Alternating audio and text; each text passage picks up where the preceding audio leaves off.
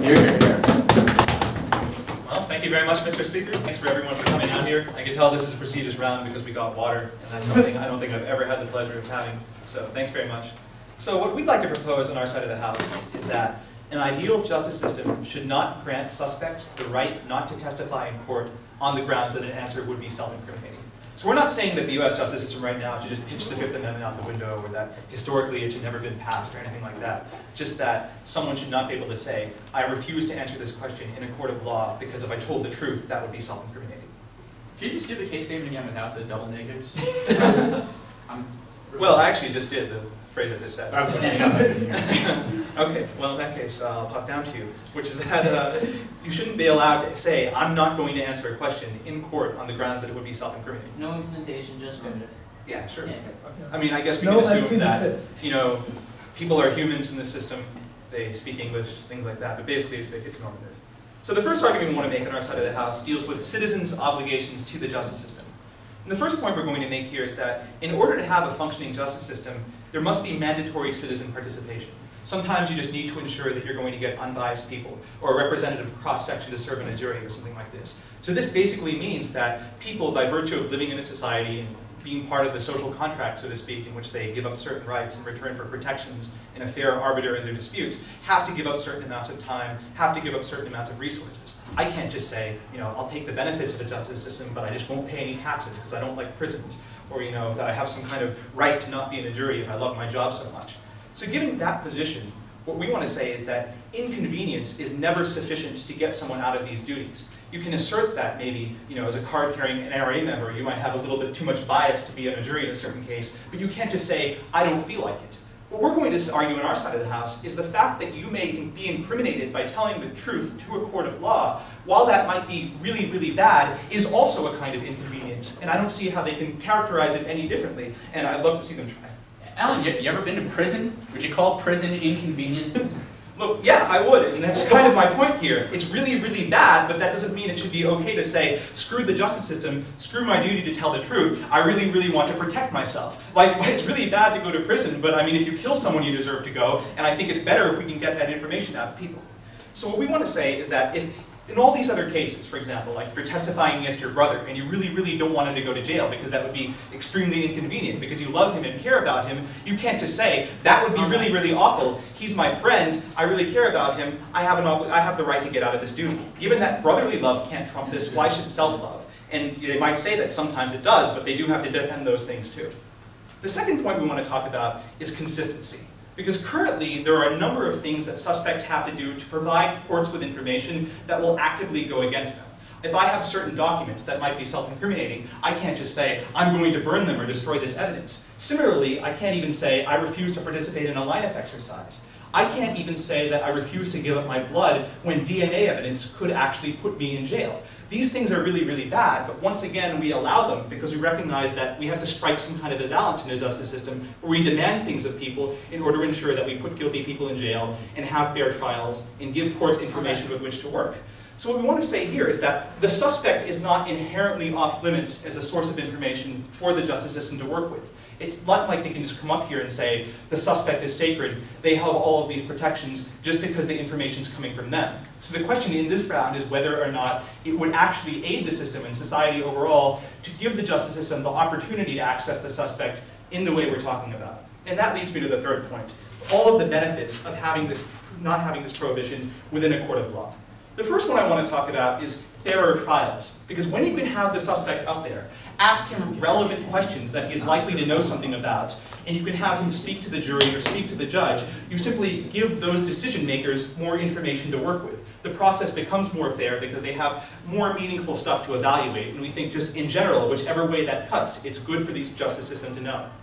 The next thing I want to talk about under fairer trials, though, is the opportunity to meaningfully confront witnesses. Suppose that you're a suspect who's on trial, and your defense is that one of the witnesses who's accusing you actually committed the crime.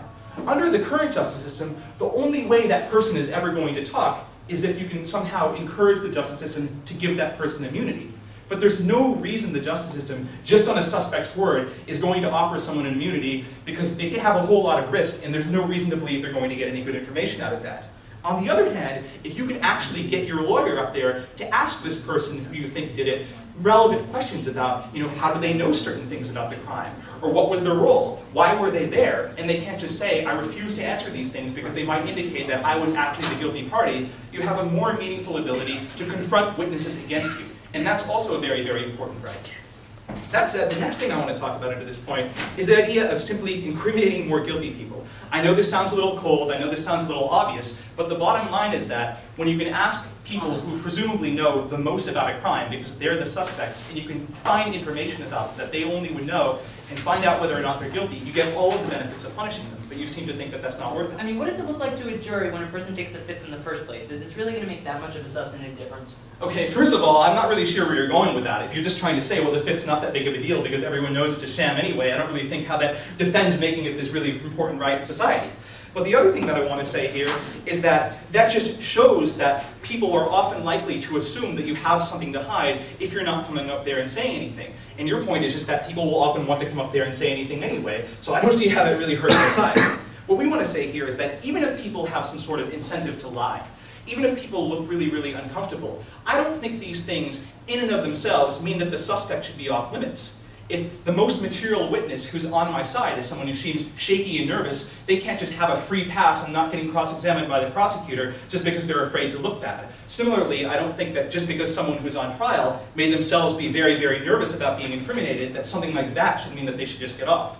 The point here is that even if someone lies, we have the opportunity to work with the things they're saying. We can test their testimony for inconsistencies. We can compare it to other things that were already in the record, such as physical evidence or things that other people said.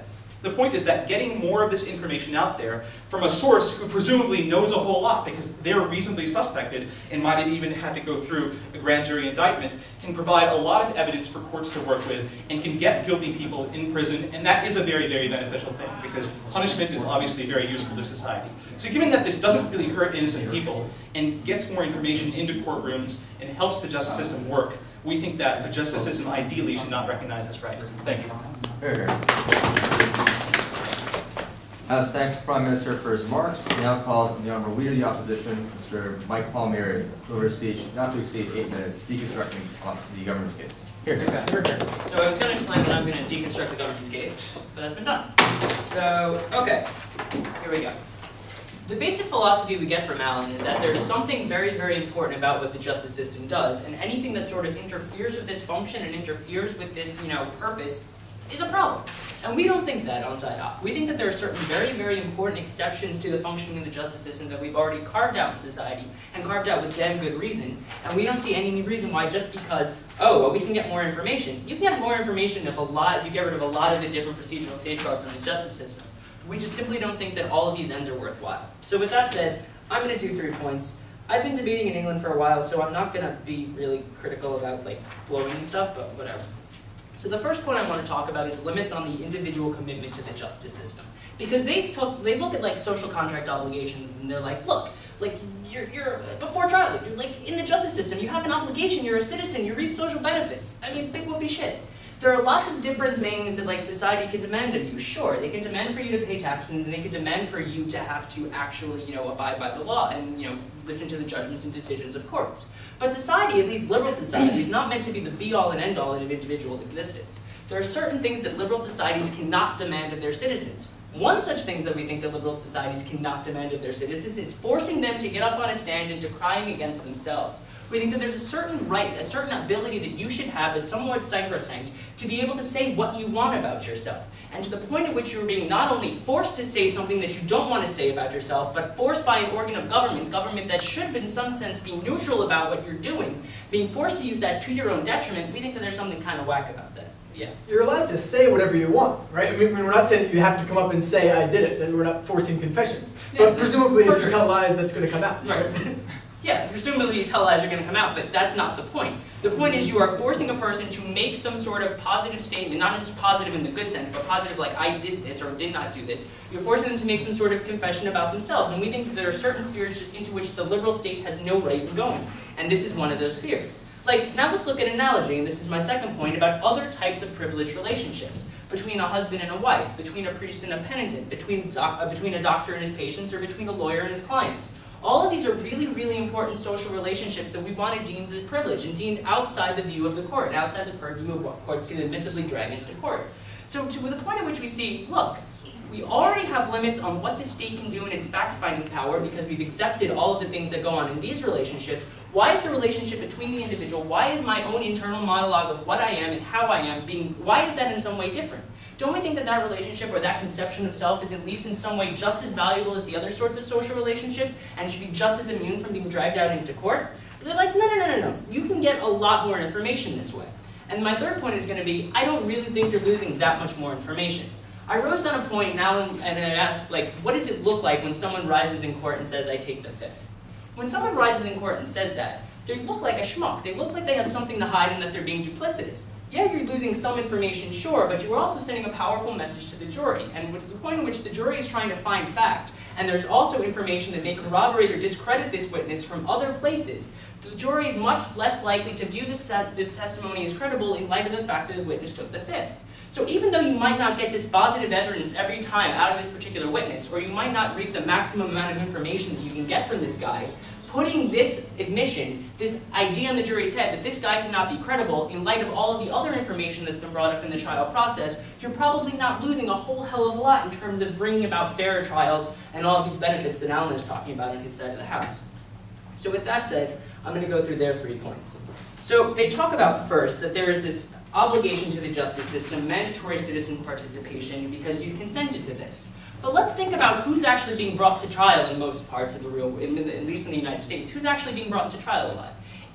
It's not like you're people who are in the lawmaking class. The people who are being brought to trial are not lawyers. They're not like bourgeois people who vote and go out and shape social laws. They're largely people who were born into a society and like, I was chosen to born into the society, I signed the social contract. Bullshit. You didn't sign the social contract. You were largely born into these circumstances and were forced to accept them.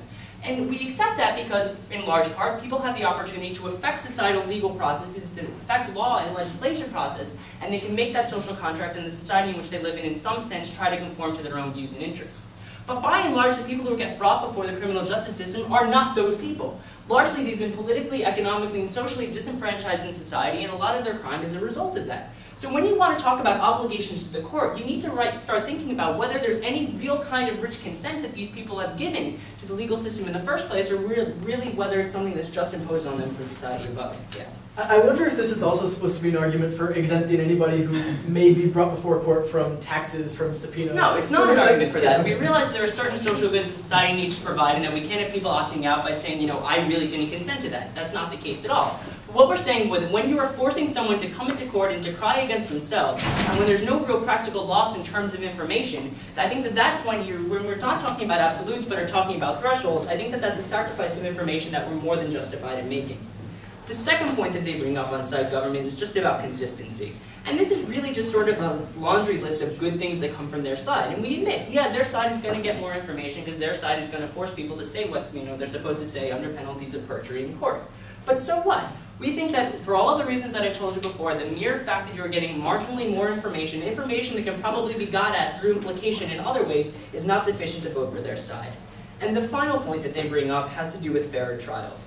They say that you're going to force this person to confront witnesses. Well, first of all, we don't necessarily think that's the case insofar as right now you can't force somebody to testify when they're being dragged into court to defend themselves. You can't force them to testify at all. So how is this in any way going to force them to confront witnesses any more than the status quo?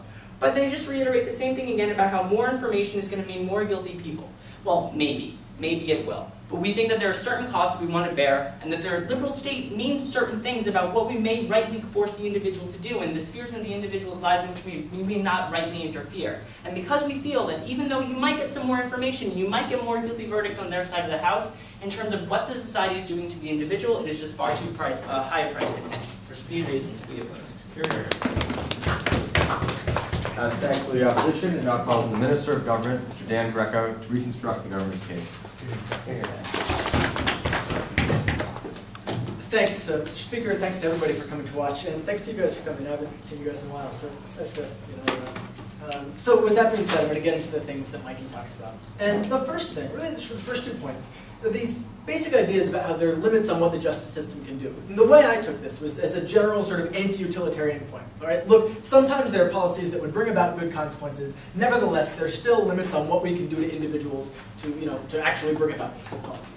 Now, as a general point, that's fine. I mean, you can agree with that, you can disagree with that. What I think Mikey didn't do very much of was explain why this is one of those particular instances where we should hold this right sacrosanct, right? He basically just says, some things are sacrosanct, like the right to plead the fifth, right? And doesn't really explain that much about why the right to plead the fifth is so important.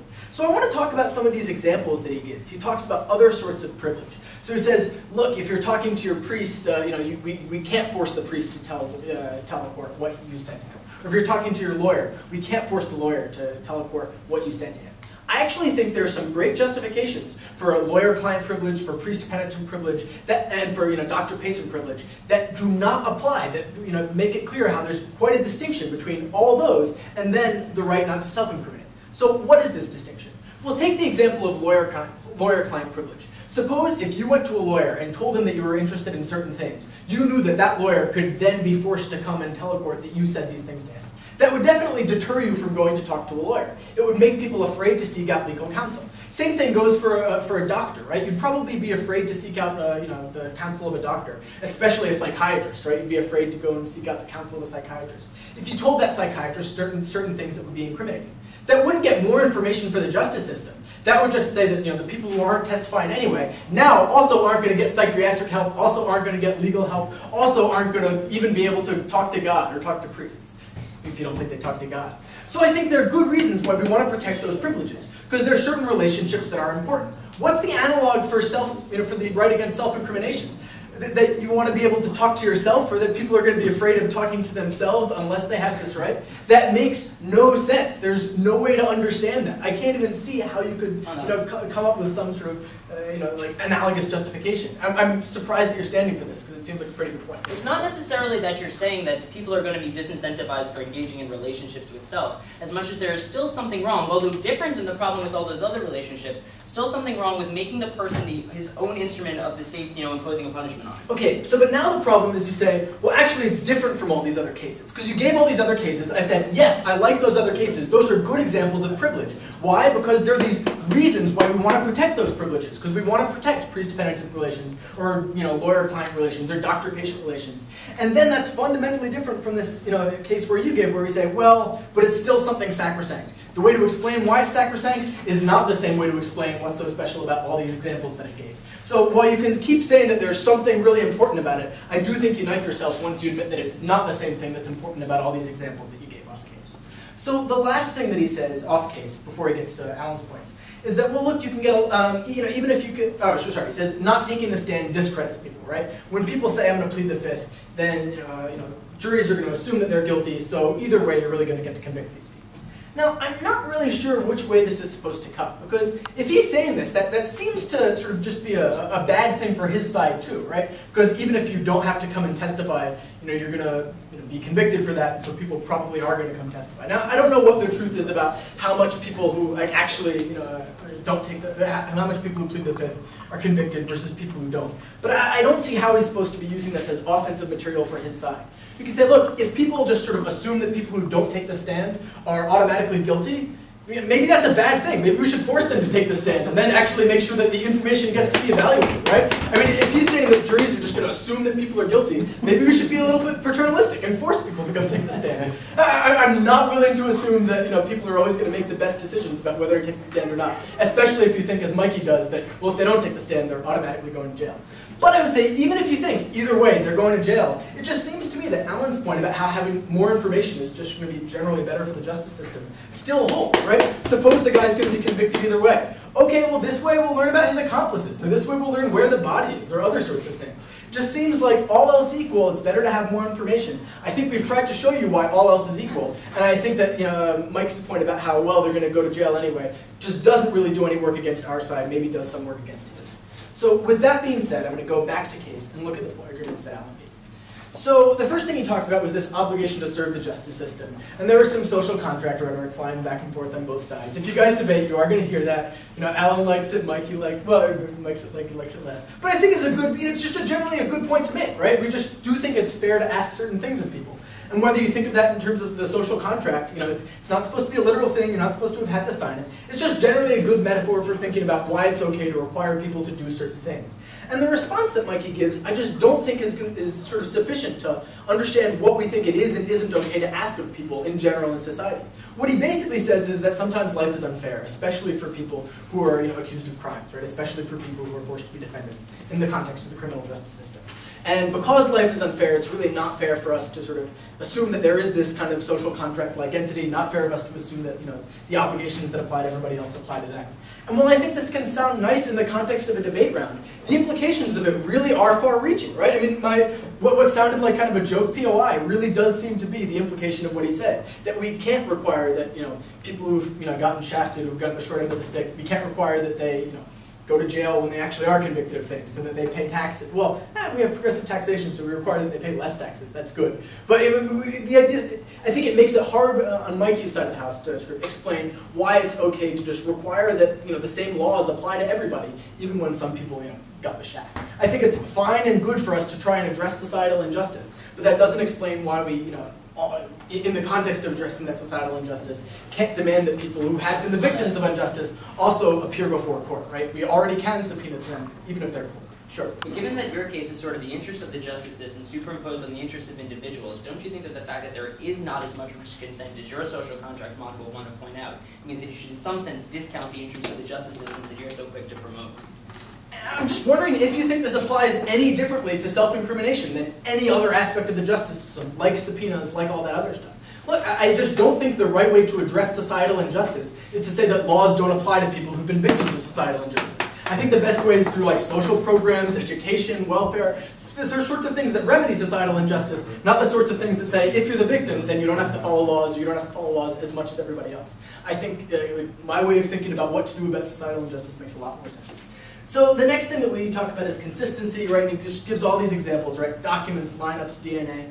I think these are all good examples that just aren't really responded to. Maybe because there aren't great responses. I mean, it just seems really correct to me that, look, we can try and use the defendant to get information about whether a crime is committed. And whether that information comes in the form of that defendant giving his blood for a DNA test, or giving his testimony for examinations of consistency, seeing how it works with everything else. I think the general principle is that if it is going to make the justice system better, and the costs for the defendant aren't too much, right? We're not like torturing people, right? I don't think that's analogous here. Then it's okay for us to do that.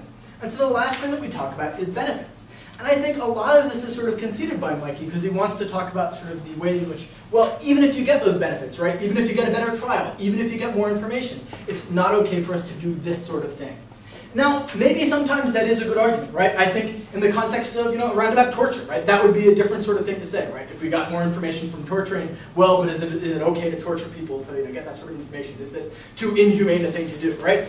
In that case, maybe you could have made arguments as to why torture would have been too inhumane, too much of a bad thing to do to get extra information. I just didn't see the arguments in this case as to why this particular thing, requiring that people testify, the same way that we require that people testify about their brothers or, you know, their really close friends, why this particular thing is so inhumane that it's not worth it to get a better, more fair justice system that convicts more people that deserve to go to jail. As thanks to the Minister of Government for his remarks, I now call the member of the opposition, Justin Berkowitz, to deliver a speech, the final constructive speech of the round, not exceeding 8 minutes. Hear, hear. Thank you for recognizing me. Okay. So I'm a little bit confused because I know Dan, you know, he's got a red shirt, he's not in law school. He doesn't need to know that much about, say, criminal procedure or even have watched an episode of Law & Order. But Alan, I know, has cable, and I know he's seen Law & Order. He also goes to law school, and a pretty good law school, albeit not as good as Columbia Law School, right? But what confuses me about this, and you know, I guess Alan maybe just dozed off in criminal procedure or something, is that there are more than one type of person testifying in trials. Certainly, you may have a defendant testify, although you can't subpoena them and force them to testify, which they don't address on their case. I'll get to that later. But what I do want to mention is there are a lot of other people that testify at trials. They're generally called witnesses, and they provide, you know, extra information about this, whether it's helping a state try and meet its evidentiary burden or it's trying to help the defendant by giving an alibi or something like that. It turns out that the overwhelming majority of people, say I don't know, 100% of people who take the Fifth Amendment in trials are not on trial themselves. They're other witnesses. Wait, why would they do that? Well, it's pretty simple. Let's say Alan and I go out tonight and we steal a car. I saw a cool Mercedes out on Broadway. So Alan and I jack the car, and we're driving around. Then Palmieri shows up dead. The next morning, the police come into his apartment, it stinks, and there's Palmieri croaked and no clothing on, and he's got like nipple rings and all kinds of stuff. So we go to trial.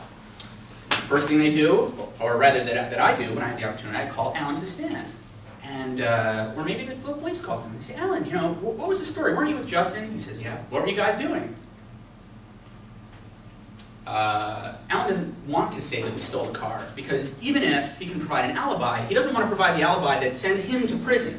Now you might be thinking, well, why not? Well, part of the reason here is we want to give Alan an incentive to come to the trial at all, to say maybe not get subpoenaed or something like that. If Alan knows that he can be forced to, when he gets called in my trial, say that he stole a car, this is going to be a big incentive not to come talk. Now, we were thinking about incentives before. I think actually Dan brought this up. That when he talks about talking to a lawyer, we want to give people an incentive to talk to lawyers, or we want someone to go to the doctor. I certainly think we want to encourage more people to testify at trial, and by giving additional witnesses the opportunity not to incriminate themselves, we improve the process for the person actually on trial. So that's, when I say the overwhelming majority, I actually just mean all of the cases where this happens. And at that point, I'm a little bit troubled about their case. We'll get to that momentarily, though. Because the first thing I want to talk about is Mike's initial argument about the state effectively having no right to do this. So the first thing I would say is, we're going to address it on their like crazy land world of like the defendant takes the Fifth Amendment. Keep in mind, by the way, that you can't subpoena a defendant and force them to testify, even if it's against themselves or not. Like, you just can't force them to take the stand. It's their choice as to whether or not to testify. It seems that this wasn't part of their case. Their case was, well, you don't have the right to claim the Fifth and say no self-incrimination. So, although they've undercut that right, it seems that they haven't allowed the state to actually force this person to testify. So the outcome is their case does nothing. If I was on the stand, they might be able to force me to testify against myself. Since they have never, ever addressed the idea of actually being able to get me to the stand, the procedure for once I'm there is totally irrelevant. But, Dan wants to change the case. Go on, sir. You clearly weren't listening. You didn't say the U.S. justice system should get rid of the Fifth. It was clearly set in an abstract context where I think it was pretty clear that, yeah, we were okay with telling people they have to testify. So you can pretend that you didn't understand that case construct because you're thinking about it in the context of U.S. law. But that's not right. Well, I am thinking about it in the context of U.S. law, and be a lesson to all of you that when you run an abstract case about a liberal democracy, there are a lot of questions at play, such as, is this a liberal democracy with civil or common law? Is it an inquisitorial system, which happens in liberal democracies? So for them to make any arguments about some type of weird procedural rule here is just kind of silly and moot. It could be just as true as what I'm saying as what Dan is claiming right now. They never clarified it for us. It's true I'm relying on the U.S., and he could be relying on the liberal democracy of South Africa, where it turns out if you refuse to testify, they just kill you and bill your family for the vote. Which we also oppose. Okay, so in terms of what I was saying before Crazyland happened, we also just object to the idea of the state being able to force you to admit you're guilty. Well, why is this the case? First, if it actually could happen, if we take Dan's point as gospel, and the state can force you to be on the stand, they can force you to admit you're guilty, we'll never have a trial again because everyone will always plea bargain. Well, they might say that this is a good thing, it reduces costs. But keep in mind, it also completely throws off any evidentiary burden for the state at all. The whole point of a trial is not to declare someone innocent, it's to determine whether there's even a sliver of evidence that they're innocent. There's a shadow of a doubt, that's the language. The reason is the state has a burden not just to get you up there, but to actually prove you guilty. And at the point where you might as well just plea bargain, the state has no burdens at all, they go out the window. Alternatively though, you are forced to perjure yourself if they can put you on the stand and you can't take the Fifth. At which point, the state has an obligation to prosecute you for an additional crime. I don't think it's really fair for the state to put you in a position where either you admit your own guilt or we're going to prosecute you for the additional crime of perjury, which in a lot of cases, say a state with 3 strikes you're outlaws, maybe your liberal democracy has that, means that this is your 3rd felony conviction and now you're going to jail for life. I think that's a little bit unreasonable for 2 car thefts, but obviously since Alan steals lots of cars, he may disagree. Okay, so the very last thing I want to talk about though is yes. I'll get to Dan's kind of silly point about maybe we could find a body if we force someone to testify on a case. And the case is where I'm going first here. So the first thing that they talk about is, well, you know, citizens have an obligation to the justice system. Because, you know, jurors give up their time. It's inconvenient for them, but they have to do it. So, God damn it, it's inconvenient. We don't care if you have to testify against yourself. Alan has apparently never watched an episode of Oz. I have. Jail is more than inconvenient. Jail is a really bad place to be. There's a reason why guys under the age of 21 are like 90% likely to get raped in prison. It's not like Funland where it's inconvenient. It's not like going to NYU Law. It's kind of a pain in the neck.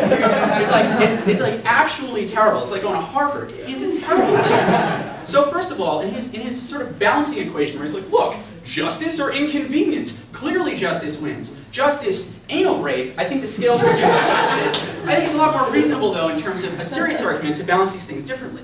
But also, let's consider some other examples that perhaps their liberal democracy in fantasy land may or may not have. A right to search and seizure. Lots of evidence is thrown out because the police collected it in an inappropriate process. It's called the exclusionary rule. Now, back to there, we didn't tell you what kind of weird liberal democracy this is. England doesn't have an exclusionary rule. America thinks this is a good idea. What else? Relevance of past crimes. The government can't say, weren't you convicted of X, Y, and Z, because it tends to actually kind of bias juries against people. The same applies for witnesses on the stand who aren't on trial themselves, that are testifying about what happened. Keep in mind that those people can claim the fifth now. On their side of the house, jurors are automatically perjured because the relevant criminal past or irrelevant criminal past of anyone can come into play. But this is something we value now. We don't allow it to come in, and that's why.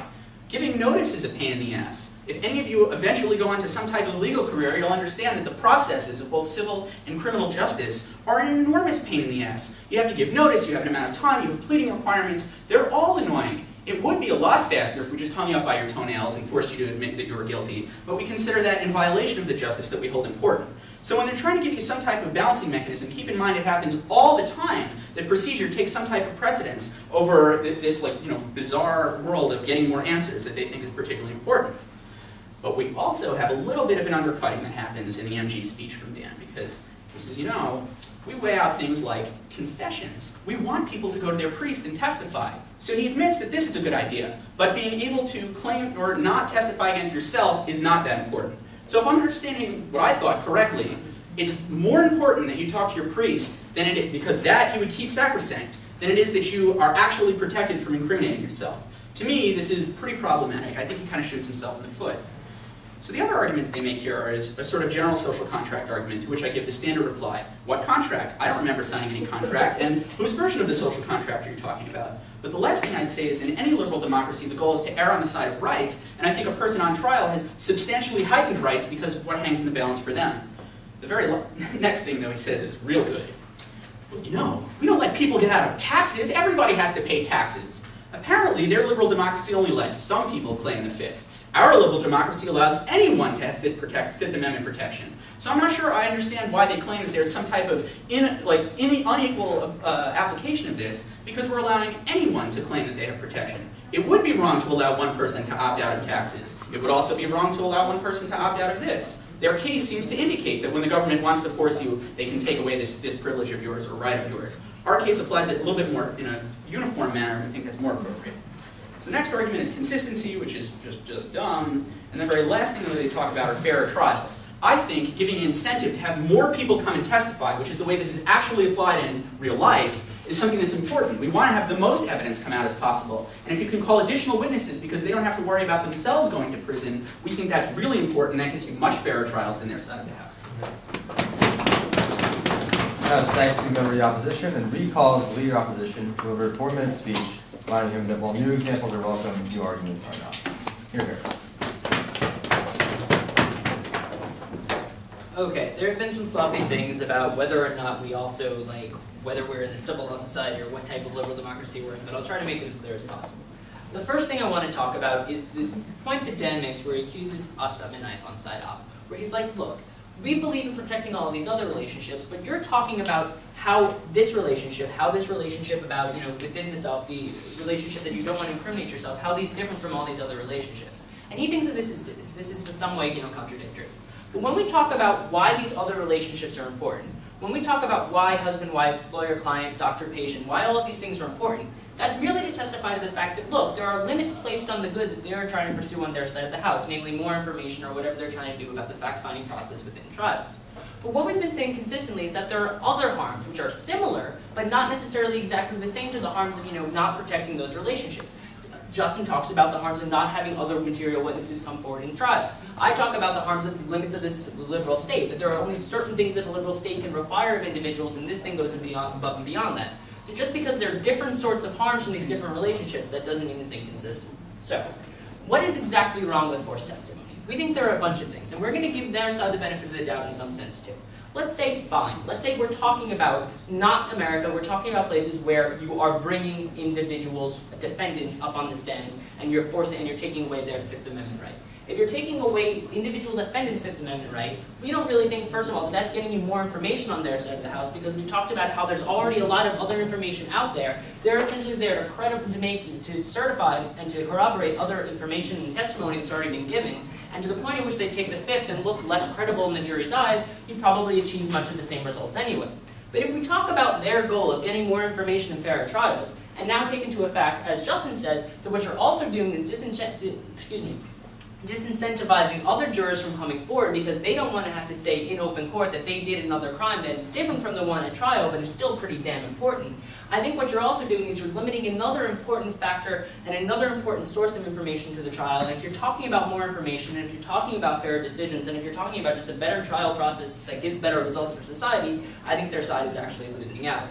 But I think the other thing that we want to talk about is just what you can expect of the individual and just how much you can hold the individual to. Justin talks about how hard it is to say that a person who has, committed one crime and now has to admit to that crime under penalties of perjury, particularly in states with 3 strikes laws, suddenly you're really close to life in prison. We think that there are certain punishments that come along with these sorts of things that are very, very harsh and that they don't really understand and they don't really appreciate just how restrictive these are on individuals. But let's look at what liberalism actually means. Liberalism actually means that there are limits to the state and its relationship with the individual. This liberal state cannot compel a person to speak. They can't compel a person to say anything that the state wants them to say. So why can they compel a person to go into court and on penalties of perjury say something and something that's going to get them thrown in prison? It's not even just the fact that they're aiding justice or anything like that. It's the fact that they are forcing a person to say something that not in court they wouldn't necessarily have an opportunity to say, but moreover now they're holding a penalty over their head for saying it. They're holding 2 penalties in the case that perjury is an option. So the point at which they're exercising that level of control and that level of power over an individual, we think that that's just not allowed under the liberal state. We think that, the type of consent, the type of things that they're talking about with social contract obligations really don't apply as strongly as they want them to. We're not saying that it's a free-for-all where people can just cry poverty and get out of the law, but we really have to say when we're holding these strict punishments over people and when we're holding people accountable to society to this level where they're being forced to confess in front of open court on penalty of perjury, to the point at which we're requiring that of people, just how much do we have to take into account the fact that the law isn't always fair. That's not an excuse, but that means that there's probably a certain limit of what we can expect of people to do in the court of law. So for those reasons, we Here. Senate thanks the lead opposition, and who calls the Prime Minister to deliver the final speech of the round? Here. Thank you once again, Mr. Speaker, and everyone for making this an interesting round. I want to start where I started off initially with this idea of citizens' obligations, because I think this is one of the fundamental ways in which we have won this round. What I said in the beginning, and what Dan very cleverly extended, was this idea that the social contract is a figurative way of conceptualizing the relationship between people and their government. Saying, I didn't sign a piece of paper that says social contract on it, isn't a response, in the same way that if I got up here and said, you can't use examples out of Oz, that's not a real prison, or prison isn't really hell, you can't make figurative points in this round. No, clearly this is just a way of conceiving of this relationship. So just saying you didn't sign it is an incredibly silly thing. But what is also silly is this idea that most suspects are poor and uneducated. They are effectively disenfranchised. Therefore, for some reason, that means that the entire justice system should sort of be less applicable to these people. What I would say is that there are important distinctions to be made here. Progressive taxation might be fine because there are relevant reasons why we don't want to screw someone out of their income when they're hardly making any to live off of. Or it might be fine to say that we shouldn't apply punishment too much on you if you were really, really stupid and couldn't conceive of the decisions you were making or had problems with being culpable. But just saying that these people are poor and are in worse position in society would be a reason to completely exempt them according to their side of the house. And I think it's really, really silly to just say that therefore there isn't a social contract. It seems like the principle they're trying to espouse here is that when there is more at stake, when it is more dangerous to you to actually tell the truth and aid the justice system, somehow that means you should get off. Like the entire justice system should be a sliding scale. I'm a really rich guy, my life is really, really good, so therefore it should be really easy to apply it to me. But I'm poor, so therefore the standard of reasonable doubt suddenly goes up to 99.9%. Clearly we don't do that. We don't even have different standards of proof, whether it's we do have different standards between criminal and civil trials, but we don't just say, there's more at stake in this trial, you really have to prove this guy is guilty, this is just a shoplifting trial, 51% evidence is enough. We clearly don't really buy into this principle here, so I think they're really resting on shaky ground when they say that citizens don't have some obligation. They can get up here and talk all they want about how prison is a very, very terrible place. All that says is it's bad to be punished. Yes, so don't commit crimes. That doesn't mean we shouldn't exempt you from the system just because you might be guilty if you tell the truth. I think that goes against all of our moral principles to say, I won't tell the truth in this court of law where there are procedural safeguards, because guess what? If I told the truth, you'd be able to put me away because I'm guilty. I don't think that's the greatest thing in the world. The second thing we want to talk about, though, is something I want to call argument by disanalogy, because this seems to be half of the case that they're making. Justin gets up here and says, look, we have all kinds of other things that are great about the justice system that involve a similarity with your side. We can do something that says this person can't actually have to testify. For example, if they're going to say something that's really, really biased, we can strike it from the record. Or if they said something to their priest or their doctor, we can get this out of the system. The problem with these things is they all rest on different justifications. And this is what Dan said. Dan said we don't want to deter people from seeing their priest if we think confession is good to someone's psychological health. We don't want to deter people from seeing their doctors and describing that their injuries might have been something related to a crime or something that might incriminate them or embarrass them at the very least, because we want to have people in society feeling comfortable going and getting these important treatments. These things don't hold about an inner monologue, as Mike said. It's not like people are going to be afraid to tell themselves things in their own mind, or talk to themselves in their own room because they might have this problem. Clearly, an inner monologue is something completely different and unreachable by preferencing this. So the only distinctions they make are falling back in rhetoric. Like Mike concludes his first point by saying, that would be kind of whack. Or Justin gets up here and says, it's just dumb to say that these things are the same, but they haven't really told you why. If we're willing to accept that you can ask someone to give up their blood, to like stick a needle in them and put them into jail because of what their blood says, if you're willing to look at all these other kinds of things, I don't really see why there's any meaningful difference here. The final thing I want to talk about is this idea of benefits. Because we say that we're going to get more people behind bars, and this is a very, very valuable thing, and we're not really going to hurt innocent people. The only justifications they've tried to make against innocent people are twofold. The first is that people are going to look really uncomfortable, and they might actually incriminate themselves just by being nervous or something like that when they go up there in the stand. This is not a sufficient reason to treat these people differently than anyone else, unless you believe their silly argument that when more is at stake, that somehow means that someone should have a harder time of being convicted. But we don't really believe in that principle. Clearly, if your brother or whoever was testifying in favor of you was someone who seemed really, really shaky, that doesn't mean they can get a free pass on being cross-examined. This is a problem that holds across the board, and they haven't explained why this is different. The only real explanation as to why it's different comes at the beginning of Justin's speech. He gets up here and says, defense witnesses might be afraid to testify because the prosecution might start asking questions about them that would incriminate them. Therefore, the defense will have a very, very hard time ever mounting a case. The first response I want to give to this is just the important idea of relevance here. In the same way that you can't just ask someone, oh, by the way, are you also a shoplifter, or something that has nothing to do with the reason why they're indicted, you can't just start grilling the guy who's a defense witness on anything about why they might be there. But the other thing I want to say is it's kind of silly the impact that Justin tries to take away from this. It's as if I could actually ask these people all kinds of questions as a prosecutor who are defense witnesses, they're going to be forced to give these details that might make them look bad. As if what's really going to happen in society in Justin's ideal world is like, I get up there and say, look, I'm a witness for Justin. All I'm going to tell you about Justin is that I was there, but he didn't do it. I'm not going to tell you anything else, because if I do, that's going to look really, really bad. Clearly, that's not the kind of thing that's going to happen. It's not like you're going to lose all of this dialogue or lose all of these witnesses. When someone gets up there to be a witness, they're going to describe things. They're going to say things that reveal that they might have had something to do with this. The way we get around this is we have relevant standards and standards that the jury and the justice system have to meet before actually indicting these people and questioning them individually. And if we do get the opportunity to do that, if this leads to something, that's fine, but we don't think you're going to just deter all these people from testifying in the first place. So for all these reasons, I think we've shown you that it's not totally whack to have this idea, and that it isn't just dumb, and that there are a whole lot of meaningful differences between losing this information and all of the kind of great things that are separate ideas that they talk about. So for these reasons, we're proud to propose.